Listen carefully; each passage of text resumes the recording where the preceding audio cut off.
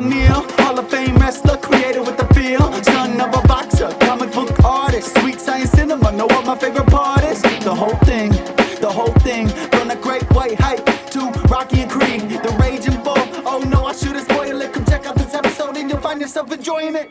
Sweet, sweet, sweet, sweet, sweet, sweet science cinema. Sweet, sweet, sweet, sweet, sweet, sweet science cinema. And there's the bell. What's good, y'all? Welcome to the Apollo Creed Legacy Hour. Ha ha ha ha ha. I'm your boy Kush Hayes. With me as always, Pro Wrestling Hall of Famer Jaimel Hemphill.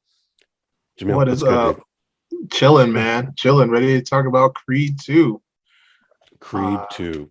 You said it in our, I forget if it was our Creed 1 episode or our Rocky 4 Ultimate Director's Cut episode, but you went, the past has to rhyme with the future. Yes. And so therefore, we opened this series with Creed 1. It's only natural we do Season 2's episode with Creed 2. Yes. And end the whole season with Creed 3 coming out Thanksgiving. This is a road. This is an endurance test. Can we make it? I feel we'll get there. But one step at a time. Creed 2. Yeah. Dude. Watching it again in preparation for this is that Creed 2 is Rocky 2 and 3. Smushed into one. Parts of 4 and a little bit of 5. And then you've got a sequel to 4, but the story is 2 and 3 because you get the rematch. Right against but not against the person in the first, but basically the rematch that makes you champion. You get the champion who isn't taking anything necessarily seriously or fighting for the wrong reasons, and he loses, and you have the crisis of faith and the comeback of number 3, and you're facing the antagonist or the son of the antagonist in number 4. So it's pretty amazing how they made a sequel to the entire Rocky series. Nearly, all we need is a street fight. Then we would have gotten the entire Rocky series in one movie. 1,000% surprised having you said that we didn't get a scene where he's at the Philly cheesesteak house, he's just started his physical therapy and some dudes are fucking with him you got busted out by that Russian guy, and then they triple team him, and then he's like, I'm surprised I didn't add to anyway. There's so much about this. I want to say off the top, I reviewed this in 2018. I gave it a 3 out of 6 on Kush and Kai. Having re-seen it again for this episode, I want to say it was better than I remember. And if I had to rescale it or rejudge it, I would still give it a 3. But I review things on a scale of 5 now, so it's still just a little bit better. But it's still a 3. It's still something weird about this movie, dude. This movie it's not a bad movie. I'll say it's better than Rocky 5. Yes. And that's maybe not even fair to Rocky 5. There was a time when Rocky 5 is just critically the worst film, but because we got a Rocky Balboa, because we got a Creed 1 and 2 now, Rocky 5 is as important to the entire legacy as any other movie. Right. But what made the original Creed feel special, it was as polished as it could be, but it was also a radical ideal. Let's focus on this other character now. Yeah, Sly will still be there, but he's not the focus. We saw lots of things, struggles with identity and who am I, and can I step into this man's shoes and out of his shadow? Can I walk my own path? And there's still those philosophical problems here. What does it mean to be a champion? What does it mean to be a man? How do you fix yourself after legitimately being broken? This is the most manliest movie that allows men to cry, but at the same time, it feels like they're all manipulated scenes. What is it about this movie that is still not bad, but fails in comparison to that first one? For me, the obvious thing is that I'm pretty sure this screenplay is not by Ryan Coogler. It's by Sylvester Stallone. And that means Stallone and a couple people. Yeah. I mean, I see that Jewel Play got it, got screenplay credit. The story by Sasha Penn and Teodori Coker get credit for it. But the fact that this screenplay is co-written by Sylvester Stallone I mean, I love the guy as a human being and as a creative talent, but the fact is, this became a Rocky movie. This is Rocky 7, not Creed 2. You know, if you called this movie Rocky 7 Proxy War, like it would still be the same movie. It is a rematch between two men who cannot fight, so they fight through proxy. That is what this is. And that is the problem. The focus is not necessarily on Creed. It is all, you know, Rocky is in every single scene. You see his reaction to everything. Like if Rocky is not there physically, you see his reaction to it, right? You're almost seeing it through Rocky's eyes. We get a scene where, you know, Creed's already won the fight against Andre Ward. He should be celebrating, but then the Russians, you know, they shoot their shot. They're like, we're going after the belt. We want Creed. We're going to do this thing over again. And he's like, Rocky, I need you to train me. He's like, I won't do it. And he walks away. We get that Rocky 5 scene where he's watching Tommy Gunn, you know, in the fight. And he only in this case, Creed doesn't even lose the match. He wins by disqualification, but he loses the match. He's broken emotionally. Oh yeah, and physically. It's ugly. Yeah. Coogler not being a part of this is a huge negative. That's really not fair to the director. God damn it, I had his name here. Yeah, Stephen Capel Jr.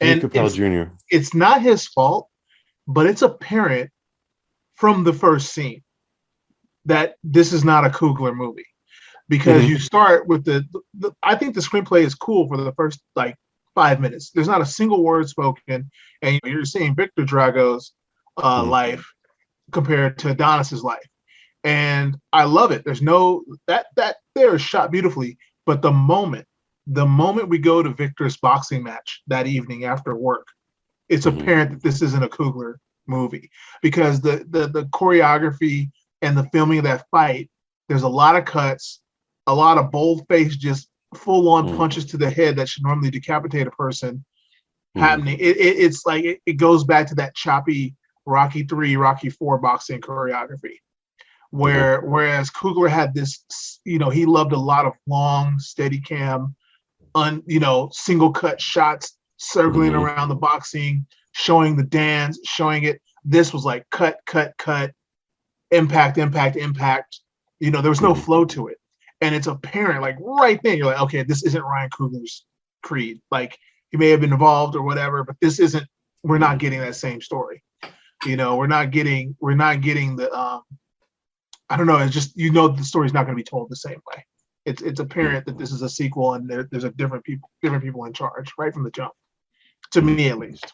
You know. No, I hear what you're saying. You mentioned the opening scene where we get to see the Dragos living their life and like where they are now, basically. And would this been a better movie if the entire movie was from Victor Drago's point of view, and he's building up to, if not both of his fights with Creed? Like, yes.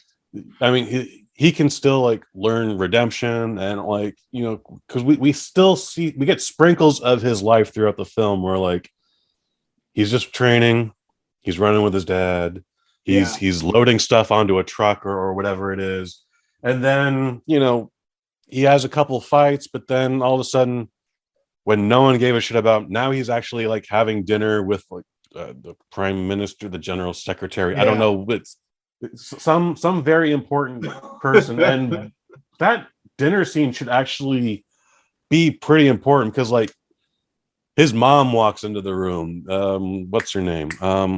Bridget Nielsen. Bridget Nielsen plays and as according to the backstory, like they ain't seen, she bounced like as soon as he was born. She bounced like he has no recollection of it, and it's like, that's an interesting scene because he can hear the footsteps and he recognizes those footsteps. He doesn't know why he recognizes those footsteps. He's like, you know, everyone's talking in Russian like, oh, good pork, or good this, you know, hey, the kid's gonna, anyway, he hears those high heels clicking. He's like, what the fuck? And then he turns around and is like, he goes white.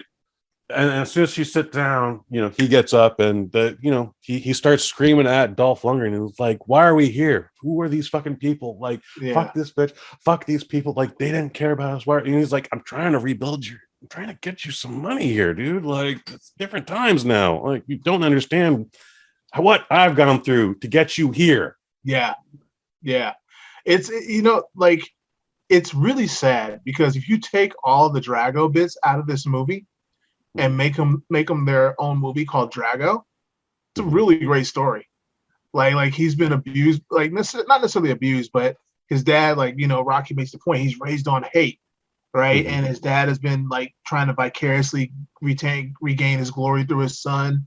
And then finally, we spoilers, but we get to the end of the movie and they have a reconciliation that he loves him anyhow and it's okay, yada yada yada. But that's a great thing. They could have Avengers this, right? They could have had a Drago series and a Creed series and then make them fight. Yes.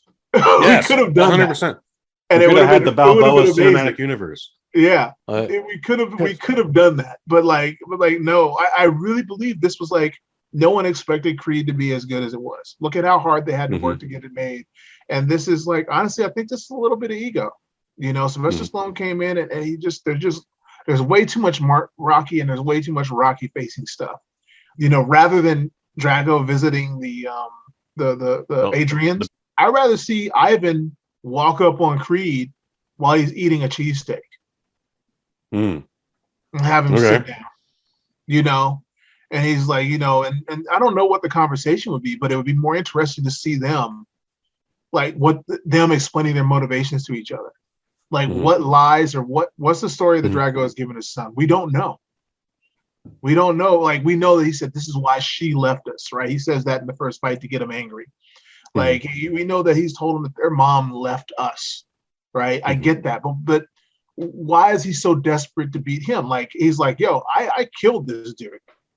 Like Drago's beef is not with Creed, it's with Rocky. So why does Drago think, this is gonna hurt Rocky? Like, what is he telling Victor to get him motivated for this fight? What has he been telling him his whole life? What is Victor's motivation? Has he been lied to? Is he really a hateful person? We don't know. He's kind of a cipher, and we don't get enough time. Right. We get some of Drago's motivation in that first match where he's they're sitting in the corner.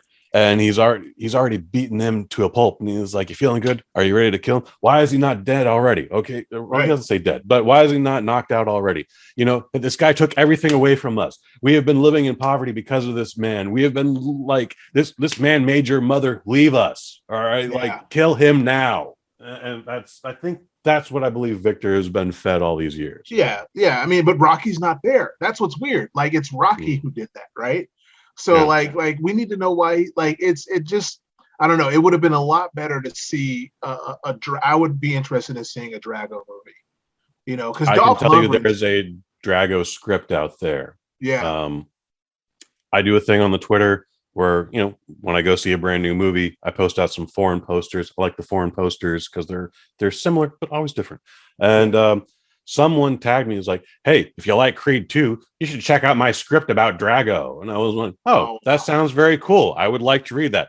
And then he sent it to me through Twitter. I went, yeah, I'm not clicking that link.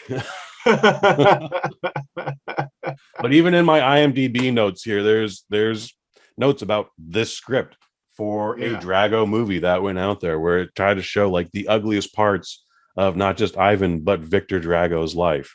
Yeah, this should have been,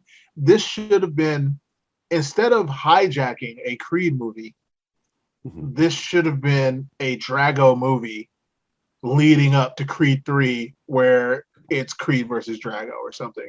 Like, I really think they should have went the Avengers route, because Dolph Lundgren's better than this. Like, he's a great actor, and people don't give him enough credit. And I think giving him a vehicle to just explore this character, and like give him a full 90 minutes would have done a lot. I think people would have cared more. And like I said, this became kind of like Rocky 7 to me. It became a lot, like, because it's really just a proxy war. Both Victor and Adonis are proxies for the rematch that Sly and Dolph are too old to have. Right.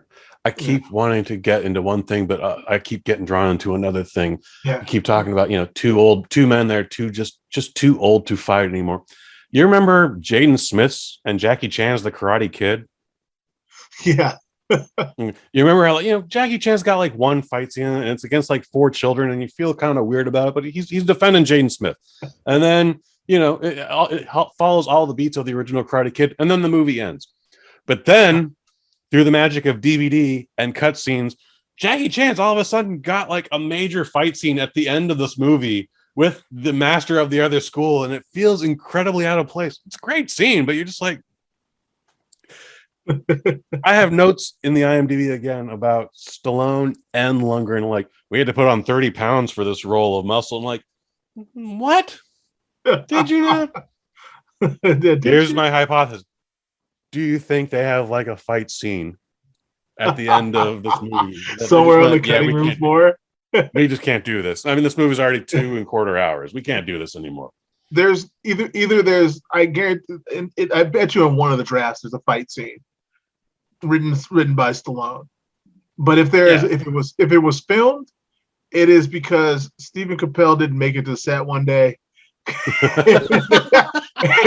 like Stallone was like, "Don't worry, I got your back.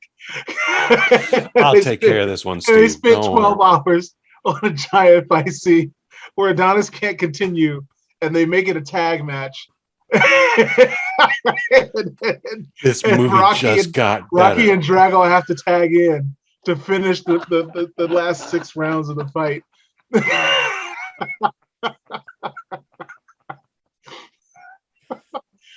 Now I want to see that. That would be amazing. That would be effing amazing. Oh my god. So going back to the Balboa cinematic universe, one of the things that this movie did get right is we've never seen the aftermath of one of Rocky's opponents. Now, obviously, Creed and Rocky became best friends per the story, but Mr. T just fell off the earth. Clubber Lang just fell off the earth. Tommy Gunn just fell off the earth.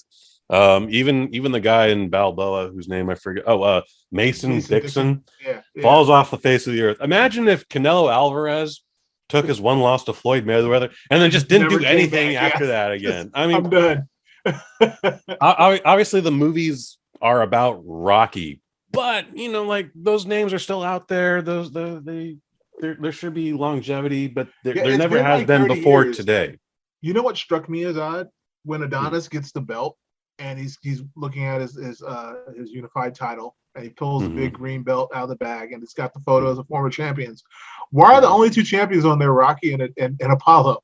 I'm like, so wait, has no one held this belt in the past 30 years? Like hold on. To be fair, he's only looking at like the right side of the belt and not the left side. So that means in 30 years, there's only been maybe 3 other champions. I mean, they probably couldn't license the other photos, or just this is easier. It's just funny. Like, you know what's funny is like, where was Clubber? Clubber should be on there. Put Mason Dixon on there, right? Like, put the other fighters on there. Like, and Mason Dixon is actually supposed to be like a legit great fighter. Not like he's not even like a bad dude in the movie. Like, he was right. No, he's just a great fighter. And then, but I will give props to Rocky Balboa. As absurd as you want to say the premise is, I could see that happening today. Right. I could see someone saying, I ran like 1,000 simulations and it showed that you would still lose. Someone's like, if someone walked up to like Deontay Wilder and was like, you know what, I ran 1,000 simulations and this shows you would still lose to Mike Tyson, even right now.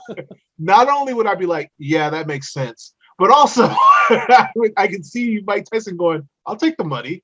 And I can see Deontay Wilder being angry enough to go, I'll take the fight, right? Like, I can see that happening. I can see it happening. So as I would still say Rocky Balboa is still more realistic than Rocky 5. Because Rocky 5, you're not fighting on the street when you're a millionaire. I mean, sure, Mike Tyson did it, but you know what I mean? He tried to run away from the guy and punched him once and it was over. like in order for a fight to happen on the street in real life, one of the guys had to be a crackhead. So, right. That is true. So, yeah. Well, things were different in the 90s. So Tommy Gunn could have probably been a crackhead. I mean, we don't know. I mean, I remember hearing rumors back in the day where like, oh, did you hear Adrian was supposed to die of a coke overdose in Rocky V, but then they had to cut it out because blah blah blah blah blah. And I was like, wow, yeah, exactly. I mean, we're 11 years old talking about this, so like, take it all with a grain of salt. IMDb wasn't even a thing yet. But yeah, dude, a lot of this movie I'm watching again, it's not bad. And the second and third viewing I had for this, I was like, there's a lot of good in this. I appreciate it, but majority of the time I'm watching it, I'm going, this should have been a different movie. Yes. Like Dolph Lundgren, there's a term called stunt casting, and this doesn't feel like that. This feels like desperation casting. Like, well, Sylvester Stallone's over 70. He's going to be 80 next year, and we don't know. Like, we don't want a situation on our hands where we can't have Rocky again. So, like, this is the movie everyone wants to see, but, like, we need to just get it out there. Like, I remember talking to you, probably talking to a bunch of people, talking to anybody that will listen, that, like, this movie should have been about him chasing after Andre Ward, the stuntman. Right. You know, like, there's a lot of personal stuff in that still. You know, we get early on in the film, like, he's had 6 fights before this and he's won all of them, and da da da. And now Andre Ward's 3 years past his prime, and they bring up the fact that he bet his car, and I'm wondering if the original idea was like for him to chase the guys who beat him up in the gym. You know, I'm wondering if that's how it started. You know, and like I said, I really feel like this was more of like, you know, Stallone maybe wanted to redeem Rocky because, you know, he didn't like the idea of Rocky having cancer in the last movie. He didn't like the idea of Rocky being weaker. He didn't like that in the last movie. And so, you know, Rocky looks so hale and hearty, you know, in this movie. I mean, it takes his character backwards. And I'm like, dude, Rocky's cancer is gone. He kicked the shit out of that. So he knocked it out. You know, I took it. You know, I had me in the first round, and I punched cancer in the throat. You know, but, cancer never a thing. Yeah, Rocky 8. He beat cancer. Well, and it's sad. It's like, dude, you got nominated for an Oscar. Like, because of that cancer. Keep taking the character in that dramatic route, man. Come on.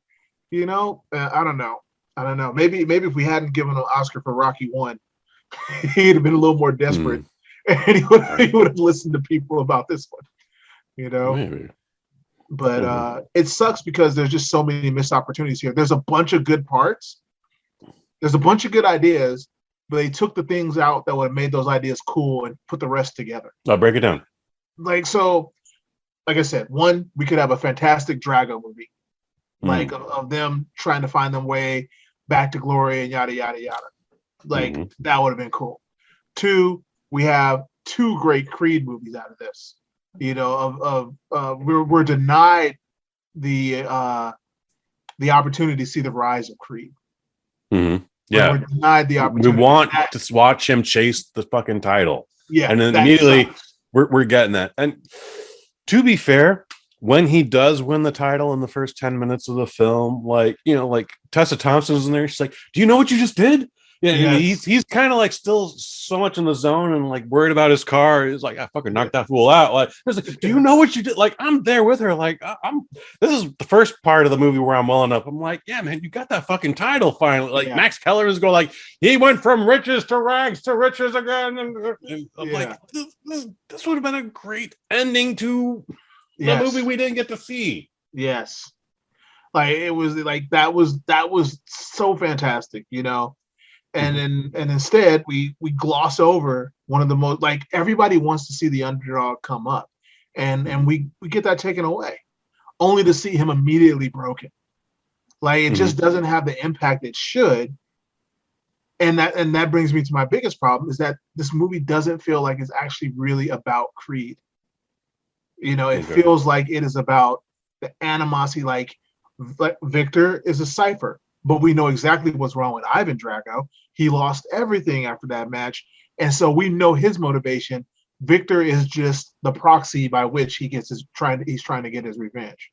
We know, but his revenge isn't against Creed. That doesn't care. He wants to hurt Creed because why? He's after Rocky. So once again, it's a proxy war. And ostensibly, the main antagonist and protagonist, they don't have any really motivations of their own. Not really. We don't dive into like why Creed, we know why Creed wants to fight him. And we let the work of Rocky IV drive Creed's motivations, but we don't see him argue over it. We don't see him and haw about it. It's just like, I'm going to fight him. Oh, he broke me. Oh, I got to come back. It's by the numbers. Like I said, it feels like a rehash of Rocky 3 against the antagonist of Rocky 4. With a splash of Rocky 2, we see the whole story of Rocky 2 smushed into 10 minutes at the beginning of the movie.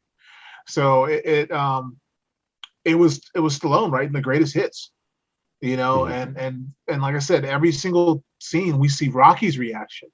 We see what Rocky is thinking. We see Rocky's evolution of thought. We don't even get that for Creed, really.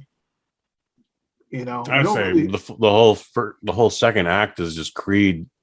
He's in the doldrums and he's just doing a lot of questioning, and then like finally gets to the point where he's alone with his brand new daughter, and then like he just starts blubbering. That's the bottom of it, and he's already been beaten. He's still recovering, and it's come up with a lot of weird scenarios, but also I don't know how to talk a dude in his position out of that, because he's just like, how am I going to look my daughter in the eye? I was like, well, she's probably not going to know anything about it. 1, 2, like, how often are you going to go up against just a Russian thug like that? Probably never. You'll be all right, dude. But it's a weird thing where, he, I think, unjustly feels emasculated, but at the same time, just like, I mean, how do you deal with that? Again, going back to Rocky 2, there's a scene where Creed is talking to his wife, not Felicia Rashad, same character, not important. But he's like, I'm getting all these fucking hate. I'm getting all this hate mail. I'm getting fucking death threats. Like, people know I won the fight. Or I won the match, but I lost the fight. That's why I need to fight Balboa again. And that's one of the ingredients in this, Yeah. And I like I said, we don't necessarily know why Victor really, really wants to fight Donnie. We don't necessarily know. We know that he wants to fight him because he wants to be champion. We know he wants to fight him for the money. He wants to fight him necessarily for the fame, but even then he doesn't care, because he's like, you raised me to think everyone betrayed us. So why are we happy that we're pals with them again? And with Donnie, like, it's like, yeah, it's just weird, because it's like, okay, do I want to fight the son of the guy who killed my father? Is that it just doesn't necessarily click unless you just let Rocky IV do all the heavy lifting for you. It doesn't necessarily click. Like, if you hate someone because your dad died in the ring and you hate the person who killed him, I mean, my dad was a boxer, right? And thank God, he never died in the ring or anything. But if someone were to kill my dad in the ring, I would be angry at that person. I wouldn't want to fight their son. Okay. It just doesn't work that way. Like, grief and anger isn't transitive, right? It just, at least not for me. It wouldn't work that way. I'd be angry at the person that did it. If I thought they hurt my father maliciously, I'd be angry at the person. I wouldn't go, I'm going to beat up your son. Like, it doesn't make sense. And I think, the screenplay could have done a better reason of why Donnie would want to do that right after he won the championship. The maybe first and only weigh-in we get for the first fight. Yeah. Donnie's sizing up Victor Drago. And sure enough, that dude's super tall. But then he looks over at his dad, and dad's also still tall. But then dad's got to say something. I don't even think he's trying to be malicious about it. He's just like, you're a lot smaller than your father. And he's like, fuck you! Ah! Yeah. Kill all your father. That made sense. Right? That made sense. It's like, oh, you're gonna talk, don't you ever talk about my dad. That's the only part of this that made sense.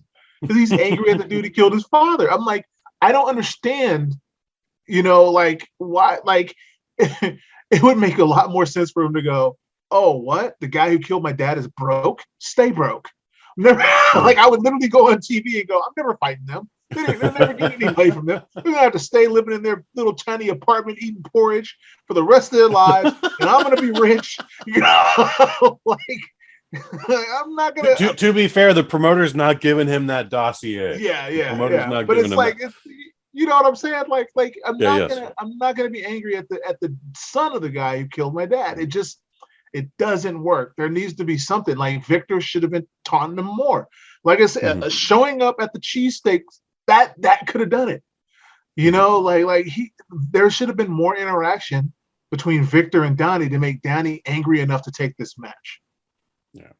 I don't know what kind of actor Florian Munteanu, the guy who played Victor. I don't know what kind of actor he actually really is. He's literally just starting now. Yeah, he was actually the only other thing he's been in is Shang-Chi that I've seen. Yes, he's the dude with the knife hand. Yes, fist. And he don't say much in that movie either. But maybe he's incapable of it. Who knows? But it's not like we're looking for. I mean, sure, the Rocky series has won Oscars. It's been nominated for Oscars, but we're not looking for that in this movie. No. We just need him to be an a-hole. And I think gloating about the fact that my dad killed your dad and I'll kill you, which is kind of some playground shit. Yeah, which is kind of hinted at in the promoter, by Russell Hornsby, the promoter. More of that where he pushes Donnie over the edge. It also would make a lot more sense why Donnie's not mentally there when they fight, ends up getting his butt kicked. Right? But we don't see anything because once again, this is not, for me, this movie isn't necessarily about Creed. It's about Rocky. And I think, I think that's where the balance is off. And I think that's why the TLDR is like, this simply isn't as good as the first Creed. How do you like Ivan Drago's evolution? So in Rocky IV, in both the original and the ultimate director's cut that we saw, he's basically a Soviet machine. He's at the press conferences and everything, and he's just there out of obligation, and he's kind of like, I should just be training right now. You see that in his eye. But in this movie, he's like, oh yeah, sure, I'll take a photo op with you and the promoter. Yeah, hey, join being in the spotlight again, whereas that was just not a thing for him in Rocky IV. I think it's one of those things where he realizes it's not attainable for himself anymore. For me, it made sense. Like in Rocky IV, he's the greatest thing on two legs, right? He is the next unstoppable. Big thing. I am the ultimate fighter. Money and accolades will come because no one can beat me. And then what's more important is that Drago was broken by Rocky.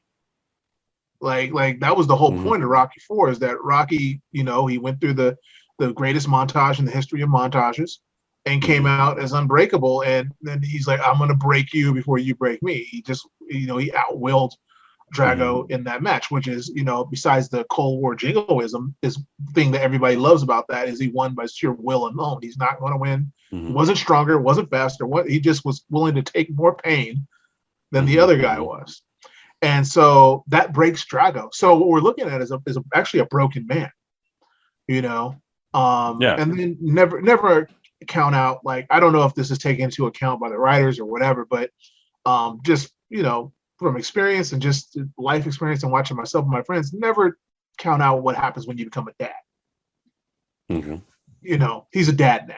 So, the moment you have a kid, as any parent will tell you, it's no longer about you, it's about them. So, I think one, getting those accolades that he didn't take the time to enjoy the first time around, being older, wiser, and realizing what you have to lose makes him enjoy him more. And also, he doesn't have to be the machine. He's put that all on his son, right? He's put it all on his son. So once again, I'm not sure if this was taken into account when they wrote it, but that's what I got out of the change in the character. Speaking about being a dad, Adonis Creed becomes a daddy in this. Again, there's no bad scenes in this, but everything feels out of place. So we Felicia Rashad calls out oh, you're pregnant, and they're like, what? And that's one of the greatest scenes in the. Black moms always know, FYI. When Tessa Thompson spits the wine back into the glass, that was good. That was really good. She's like, are you sure? Okay, and she's like, wait a minute, hold on. And they slip in when they first get to the new apartment. She says she's weary and tired. Which is she says, and also when he gets ready to propose to her, she's like, I'm really hungry still. It goes all the way back to that. Her pregnancy is a really good buildup. Yeah. So it's really, little, they do a little here and there, but her spitting the alcohol really actually made me laugh out loud. Great job to the actors in that scene. That was fun. Did any of those scenes where they're going through the pregnancy, and then obviously Adonis has been broken and now he has to try and be a father, and he's struggling with that, and he's got a lot of, again, unnatural expectations. He's coming at this from a world heavyweight champion, I guess, but he's like, how can I just lost to a Russian guy? Like, how can I look my daughter in the eye now? Like, she don't know, dude. It's but then we get into some heavier shit where like the kid's most likely going to be deaf. Yes. They test her immediately. Tessa Thompson's character is deaf, and it's a thing in the first movie as well as this one where it was like, any day now I'm just going to lose all my hearing, and even this hearing aid isn't going to help. Like, that's it. So I need to make all the music I can make right now. But when they start like testing the babies, it's like day 2, it's day 3. That's what they even say that. That's a horrible story beat. Because like I can understand the child inheriting whatever. Maybe I guess it's a genetic or physical defect. It can be. It can be. But you would think that they diagnose it, but it would be the same as Tessa, where they would slowly lose their hearing, as opposed to it doesn't make any sense for the kid to be born deaf. That does like that. I don't know. It just made no sense. That's like Rocky's son being born dead because Adrian's gonna die, so Rocky's son is dead. Like your son was born, but he immediately had a cocaine overdose and dead. Oh, poor. Rest in peace, Sage Stallone. Oh, yeah. Even with all that, and then they don't lean into the baby's quote unquote possible disability, but it's the first few days. At one point, like Tessa Thompson just like hands the kid over and was like, I gotta get out of the house, I want to go make some music. One, I went like, I thought it was weird. It was like, so when are you gonna be back? Like, you can go out. I'm happy that you're going out, but would you be back in 3 hours? Would you be back in 6 hours? This is something I definitely need to know. I'm not a father. I have no children with disabilities or without disabilities, but this is a whole rebuilding part of Adonis. Like, as a father yourself, like, thoughts? Yeah, I mean, like the scenes. Once again, this is the first movie where I've ever seen where the whole is not greater than the sum of its parts.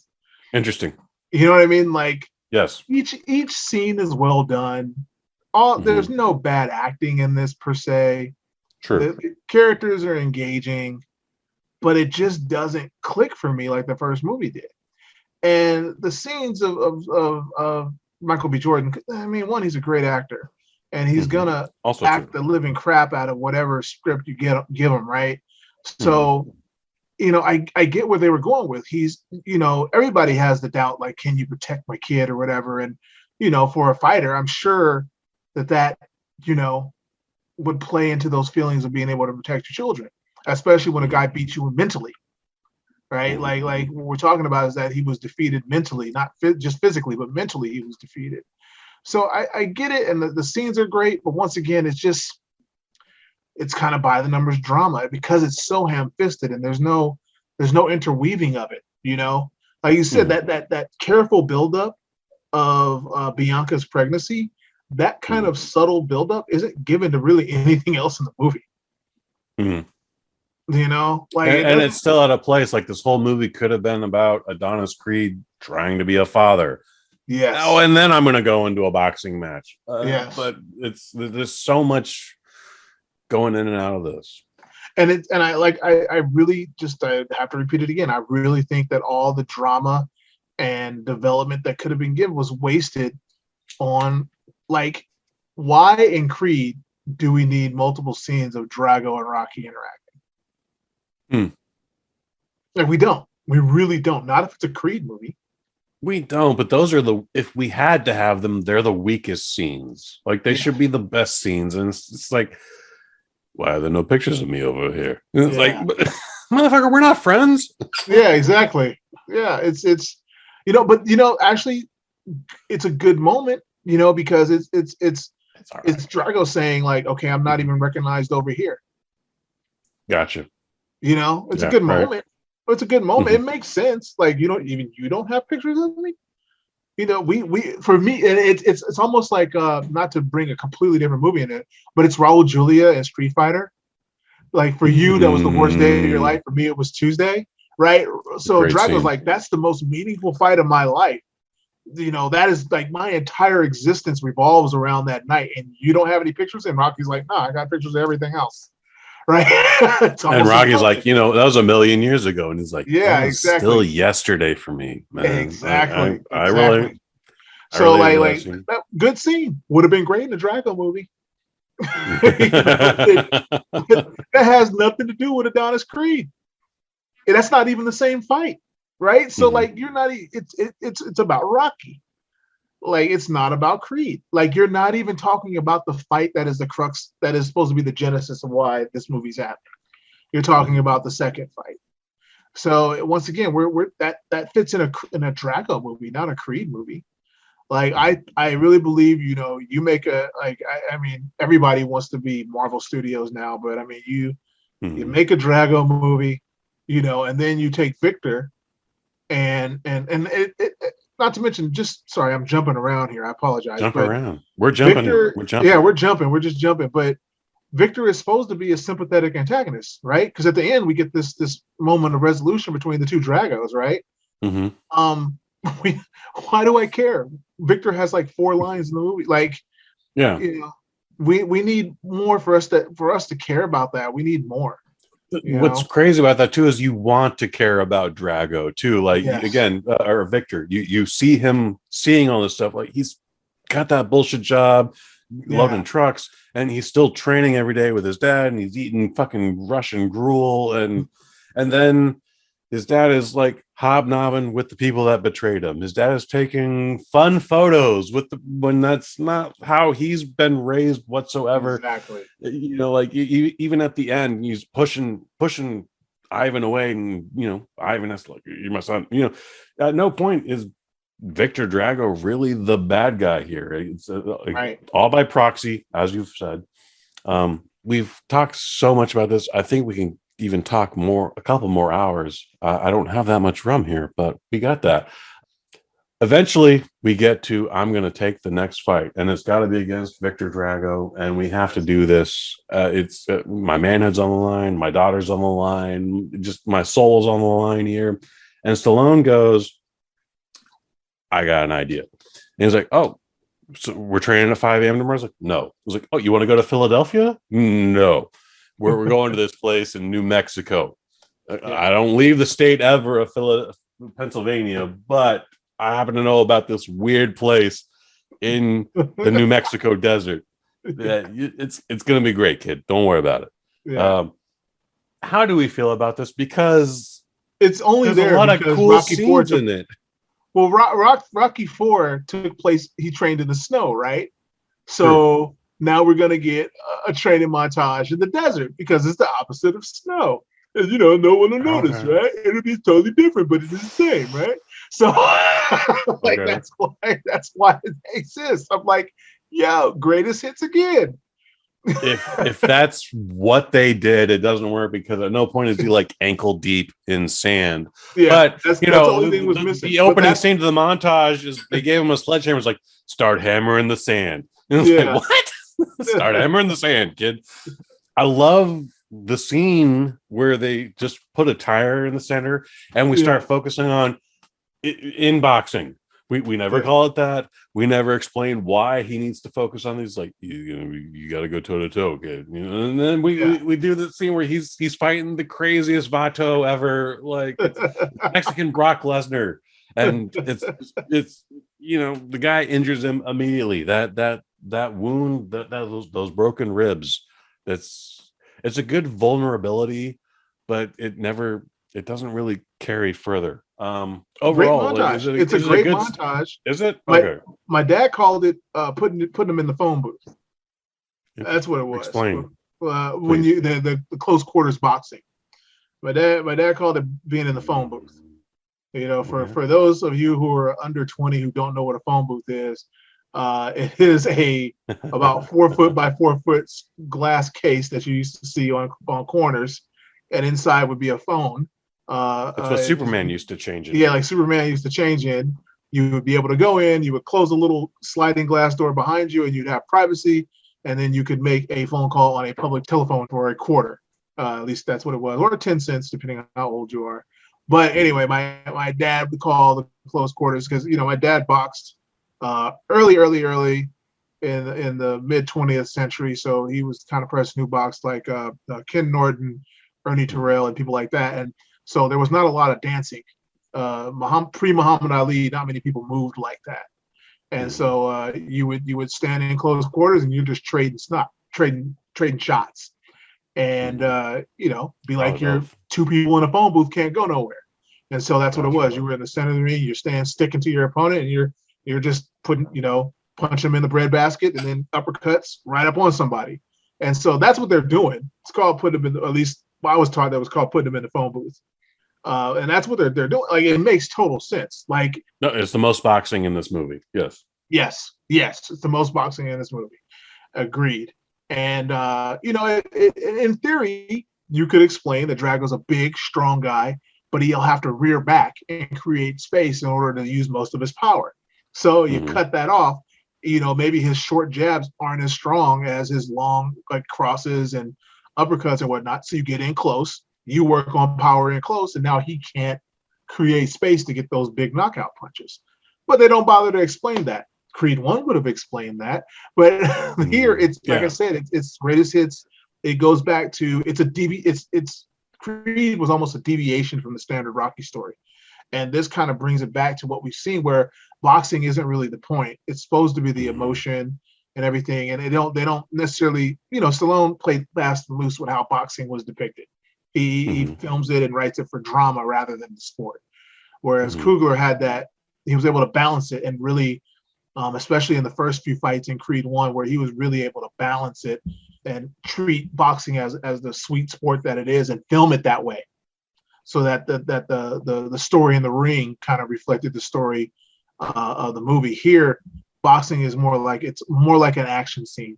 Stallone's boxing is more fight scenes, right? So that's how they were written here. So like the science of boxing, it doesn't really apply. Even though the theory is, like, you can tell Stallone loves boxing, and you can see the love he has for it, but I don't think he tries to really explain it to the viewer. The entire motivation of why the camp exists is still a mystery. Like, at no point does it go like all these guys like killed a guy, not just in the ring, but on the street. They just hit with that wrong punch. So it isn't like Mickey's retirement home or something. Like, that would have made sense. Like, Mick always wanted to go to warmer climates, and he bought this ring. That would have been a motivation too. Yeah, you get your best work, you get your best muscle stretch in this dry environment. That would have been great. Look, this guy right here with the bald head and all the tattoos, he's got a record of 45-7. Nothing. We don't learn anything from here, but it's a lot of cool scenes. Again, Donnie's chasing the Charger, and at one point, like, he falls on his face. And by the way, you will never see Michael B. Jordan look that pale again when he gets up off the concrete. You're like, fuck, dude, they must have run him raw on this one. Him shadow boxing against a barrel of fire. It looks good, but what the fuck is happening there? I don't know. The only other ridiculous scene is having my wife, who just had a baby 3 months ago, come to Russia and perform my entrance theme. It's sexy, but it's super unrealistic. Also, why is my mom there? Felicia Rashad, you should not. You didn't want to come to my first fight. Why are you coming to this one? This is Russia. Like, just Yeah, it just makes no sense. Makes no sense. Baby can't fly at 3 months. Like, who's watching the baby? Mom's there. Who's watching the baby? Like I said, this is like a lot of greatest hits writing. I don't know. Yeah. The fights. Do we like the fights? Again, I wish this movie was about chasing the stuntman. Yes. And that fight is cool. I don't think either of Drago's fights are bad, but something's wrong. They're filmed like previous Rocky fights. It's like massive headshots, right? Like, there's no real trading of blows. There's no, I don't know. I mean, don't get me wrong, like Creed 1, you know, wasn't exactly the most realistic depiction of boxing either. But like I said, it was just filmed and treated. The fight scenes were treated in such a way, they were choreographed in such a way that actually felt kind of like a boxing match. Here, it just feels like, I don't know, it feels like a fight scene, right? It feels like a fight scene. Like, and that's the best way I can describe it. Like, it doesn't necessarily like $1 Million Baby, some of the other movies we talked about. There's difference between filming a boxing scene and filming a fight scene. And Rocky boxing matches feel like fight scenes. One of the things about Coogler's Creed was that they did all the fights in a green screen studio. Like, you know, there's 30, 40 people there watching the thing, but everything else is green screen. They didn't piggyback on someone else's boxing event. And in this one, they did. What do you think that would have been like? You want to come and see this badass heavyweight fight? And yeah, sure. The newest Rocky movie is being filmed here, but delaying what we actually came for. Or maybe I would have liked to have left 3 hours ago after the fight has ended. Yeah, I think the green screen actually benefited because once again, you can choreograph it. You know, you know, and then you can just screen in like that crowd and everything, but it allows you to get it right, think about it, and then come back and look at it. You know, maybe they should stop trying to like peek in on boxing matches. You know what you should do? If you're going to crash an event, a fighting event, and film a Creed thing, crash a pro wrestling event. Ooh. Because then at least the crowd is used to like a choreographed battle, right? The crowd will fucking boo the shit out of them, though. Like, we're not seeing Triple H, who we hate, again, or who I don't know who the new bad guy is. Anthony Joshua versus Joseph Parker, March 31st, 2018. Those are the events that they piggybacked on. Oh, okay. So yeah, imagine you came here to see that fight, and look, man, I love boxing, but I don't remember that fight whatsoever. But imagine you went to that fight and you paid big money, even for the nosebleed section, and you're still there for the undercard, and all of a sudden, like, dude, they're doing take 17. This is some bullshit. Like, they keep saying we can't leave to go to the bathroom. I don't know. Those are just some thoughts, man. I'm gonna go into some technical deets here, but if we got anything else we want to say about just our basic thoughts on Creed 2? Rocky. I'm really hoping that Rocky 4 Part 3. Yeah, Rocky 4 Part 3, The Proxy War. Look, it's not a bad movie, but it's not great either, especially when compared with the first one. I'm hoping that this is just a slight dip, and then you put it. I'm hoping that since Creed 3 will somehow have Victor Drago coming back or something, I'm hoping that Creed 3 provides a nice cap to the story, and then when you view all three of them, you're like, okay, this is really cool put together. That's what I'm really hoping. So we'll see what happens. And also, who knows? We don't know what Michael B. Jordan is capable of as a director yet. So that's another thing to look forward to about Creed 3. So we'll see what happens. I was just about to say that the card is always subject to change, but Michael B. Jordan is apparently getting his directorial debut with Creed 3. They are currently filming, so he's definitely directing it. What's your prediction on Creed 3? I honestly have no idea where they would go. That's fair. I know that Jonathan Majors is playing the antagonist. Oh, shit. He's a big dude. Yeah, real big dude. Without being in muscles. Yeah. But they showed some stuff, him doing like chin-ups, and the dude's massive. I mean, he's already going to be a Marvel superhero villain too, so you know he's probably going to have to carry some muscle on him for the next like 5-6 years. So he's a massive dude. He was already gargantuan in Lovecraft Country, but he's even bigger in these photos that I've seen. And I'm wondering, like, do you call back again? I'm hoping that if Rocky really isn't in this, we've already kind of skipped the boat of like Clubber Lang's son or something being involved. But I would love to see a new villain. That's what I'm hoping to see. Some new person. once again, I don't know. We have to up the stakes somehow.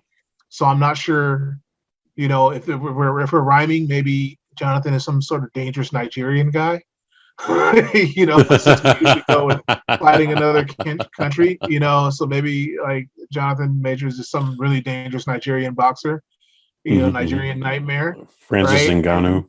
Yeah. So then he has to fight him or something, but it'll be interesting. They've kind of like wasted a lot of the story beats from the Rocky story. Like I said, Creed 2, the biggest crime is that it robbed us of seeing the rise of Adonis Creed. And then like I said, we got the Rocky 3 thing, and then now all of a sudden we've got the Rocky 4 stuff in there. So no one wants to see a remake of Rocky 5. No one wants to see Adonis like fighting on the street or anything. And he's too young to do a Rocky Balboa where he's over the hill and comes back. So this is probably going to be the first Creed movie where Creed has to stand on its own as a character, as a franchise, everything, with no Rocky in it. So we'll see what happens. It'll be interesting. I'm hoping that's what we get, like some sort of new story that goes beyond just calling back to the previous series. I like the Michael B. Jordan. I don't like that he's directing this. I don't know his capabilities as a director is, but we will see. Maybe this will be the greatest thing ever. I'm trying to keep an open mind, but I just don't know, dude. Creed 2, 2018, the freshest movie we've done on Sweet Science Cinema. It came in out of 200 films, number 41 in the year 2018, just in between Crazy Rich Asians and Smallfoot, which was a CGI family film.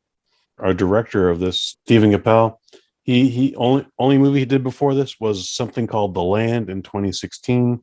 He is slated to direct in 2023 a reboot of Transformers Beast Wars. Okay. We'll see how that goes here. I don't have any details on the budget, but Creed 1, 173 million worldwide, 109 domestic, 63 million international. Creed 2, the film we are talking about, 214 million worldwide, with 115 coming domestic and 98.5 million coming international. This movie only made money despite how mediocre it was. IMDb notes, Sylvester Stallone backed out of directing this film, which I do not believe. Again, always take these with a grain of salt. I don't believe you. And like, I ain't going to direct that for reasons. I don't believe that. But search for Victor Drago lasted several months until they found this gentleman, Florian Muntean. If I'm sure I'm not saying his name correctly. By the way, he has a real boxing record. It's amateur, but 66-10 with Holy 6 cow. draws. That's a lot of boxing. A lot of goddamn boxing. Again, all amateur. He would go on to do Shang-Chi and the Circle of the Ten Rings right after this. Plays the dude with the knife. Doesn't say much in it. Let's see. When Donnie is looking at archival footage on his tablet, that's all the raw footage from Rocky 4 that they didn't use until they did use it in Rocky 4 Ultimate Director's Cut. I thought that was pretty interesting. Bridget Nielsen was 7 months pregnant when shooting her scenes. Didn't give birth till 2 weeks after this film released. Wow, that was they hit her very well. She's just all breasts and up. Maybe not even breasts, just shoulders up. Yeah, but I mean, also that means she was what? I think she would have been like in her late 40s at that time, right? This was 2013, 2014? 2018. Oh my gosh, that would make her 54. 54? Okay. Yeah. That makes sense. Yeah. I mean, abnormally old for a woman having a child, but she's also the exception to the rule. So yeah, she's super fit, so the healthy person. So there's a video on the Hollywood Reporter where, as you mentioned earlier, Sylvester Stallone says, "I'm not going to be in Creed 3." I still don't believe that. I still don't believe that. These guys like to throw throw us sideballs all the time. Top 5 films of 2018, going from 5 up, was Aquaman, Incredibles 2, Jurassic World 2, or Jurassic Park 5, Black Panther, and Avengers Infinity War. Again, this movie came out number 41 out of 200 recorded films that year. Creed 2, I think we both agree, not a terrible movie, but just there's something happened. And we can blame it on Stallone, but he just wrote the script. Like, he's not in the editing booth. Or maybe he is, and we don't have that in our notes. But this movie should have been better than it was. Right. Agreed. Should have been better. Like I said, it's the first thing I've ever seen where the whole was not greater than the sum of its parts. It has amazing parts, but for some reason they don't, for me, make a great movie. It's a good movie. I will still watch it anytime. But yeah, I don't know. Not one of my faves. Yeah. I don't know if I'll watch this again. Like, I was happy to watch it the extra 2 times I did this time, but once I saw that in the theater, I was ready to dismiss it. I was like, yeah. For me, it all hinges on Creed 3. Like, right. I love to sit down and watch like all the Back to the Futures in a row. I love watching like I'll spend a day watching all the Star Trek movies in a row. So if Creed 3 caps this off and it's a really fun who knows if it's the end, but if it is a really fun next chapter and I really enjoy it, yeah, I could see myself watching all 3. I probably would never watch Creed 2 by itself. I can watch Creed 1 by itself anytime, right? All the time. But I can see myself if I watched Creed 2, it would be probably because I'm doing like a Creed day and watching all 3 in a row. It's kind of like Rocky 5. You're only going to watch it if you're watching all the Rocky movies one day. A Creed day would be a lot of fun. I would enjoy that. But that, again, depends on Creed 3. So Exactly. Fingers crossed. We're going to find out at the end of this season, guys. Card is always subject to change. COVID, I believe, is still a thing. I don't care what Fauci says. Like, we're still wearing masks. Anyways. Exactly. Yeah. The goal is to get to Creed 3. Do we get there? Time will tell. But next week's movie, we're going to change the format a little bit right here on this RSS feed, on the same YouTube channel, even at the BosNet.family. You're going to see us alter into squared circle cinema. We're going to be talking about pro wrestling. It's only fair. Yes. We're both from pro wrestling backgrounds. We're both in the Pro Wrestling Hall of Fame, no matter how big or small that is. But our goal is to talk about Sylvester Stallone in a movie called Paradise Alley. Neither of us have seen it. Should be a lot of fun. I don't know. What do you think, Jaimel?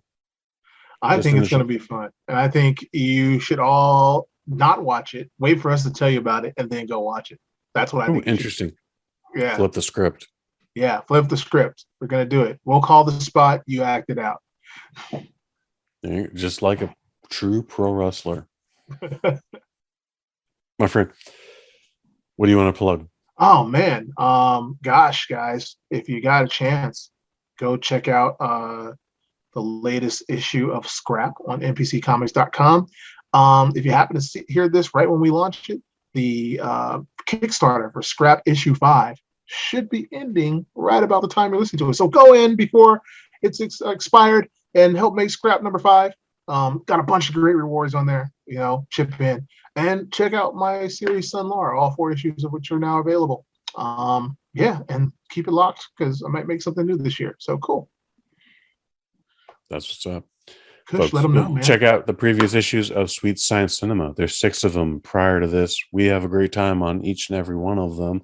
We got a couple of guests. We're hoping to get some more guests on this next season, but I do the thing called Waffle Box Podcast. Friend of the family, Mike Fish. We talk about everything and nothing all at the same time. You can find that on YouTube. You can find that on the BosNet.family. Also on the BosNet and YouTube. You can check out the Microdose every Friday. Me and, it's usually just me these days. Try to talk to as many interesting people as we can. We have a lot of fun. I hope you enjoy it. If you do, let us know. If you don't, also let us know, but don't be a jerk about it. we would like to make this the best thing possible for all of you. Otherwise, for Jaimel Hemphill, I've been Kush Hayes. You've been you. And